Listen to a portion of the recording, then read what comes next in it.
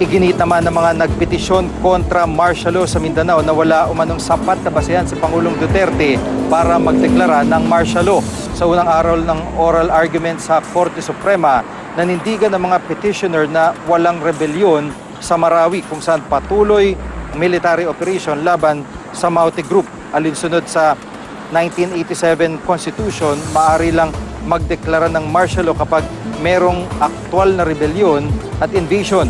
Hindi rin daw malinaw ang proklamasyon dahil hindi tukoy kung sino ang rebeldeng grupo at kung ano ang kanilang mga ginawa.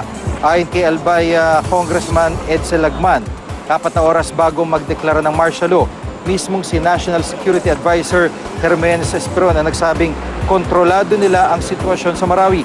May sapat daw na kakayahan ng Pangulo para utusan ng militar na sugpuin ng mga terorista nang hindi nagdedeklara ng martial law. Binigyan naman ng pagkakataon si Solicitor General Jose Calida para sagutin ang argumento ng mga petitioner. Nauna na niyang iginit na mayroong aktwal na rebelyon sa Marawi at mayroong sapat na at factual na basehan ang Pangulo para magdeklara ng martial law sa Mindanao.